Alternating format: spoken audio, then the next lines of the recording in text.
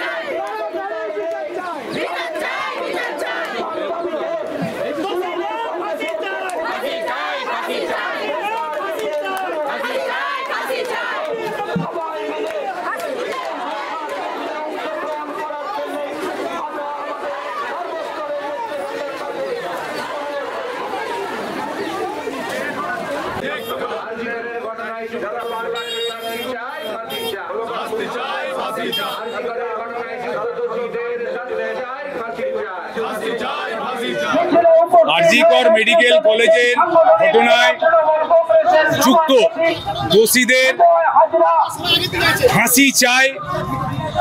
যদি এর সঙ্গে যিনি গ্রেপ্তার হয়েছেন এর বাইরে যারা আছে তাদের প্রত্যেকের ফাঁসি চাই। আমরা এই দাবিতে সাথে সাথে সারা বাংলাতে অতিপ্ত আত্মা যারা পশ্চিমবাংলায় ক্ষমতায় দখল করতে পারেনি, সেই রাম বাম শ্যামের জোটের মাধ্যমে তাদের যে বাংলাকে অশান্ত করার চেষ্টা, বাংলায় যে অরাজকতা তৈরি করার চেষ্টা, তার বিরুদ্ধে আজকে আমাদের প্রতিবাদ মিছিল। আমরা আমাদের এই মিছিলের মধ্য দিয়ে অবিলম্বে আমাদের মুখ্যমন্ত্রীর যে দাবি ছিল যে দোষী ব্যক্তির ফাঁসি চাই, আমরা সিবিআই এবং কোর্টের কাছে, কারণ আমাদের মুখ্যমন্ত্রী বলেছিলেন যে ফাস্ট ট্র্যাক কোর্টে বিচারের মধ্য দিয়ে যিনি এই কাণ্ডের সঙ্গে যুক্ত বা যারা যারা যুক্ত থাকবে তাদের প্রত্যেকের আমরা ফাঁসি চাইব। এবং তিনি রবিবার পর্যন্ত ডেডলাইন বেঁধে দিয়েছিলেন যে রবিবারের মধ্যে প্রত্যেক দোষী ব্যক্তিকে গ্রেপ্তার করা হবে এবং তাদের উপযুক্ত শাস্তি দেওয়ার ব্যবস্থা করা হবে। এখন সিবিআই যে দায়িত্ব নিয়েছে, আমাদের দাবি রবিবারের মধ্যে সিবিআইকে প্রত্যেক দোষী ব্যক্তিদের উপযুক্ত শাস্তির ব্যবস্থা করতে হবে।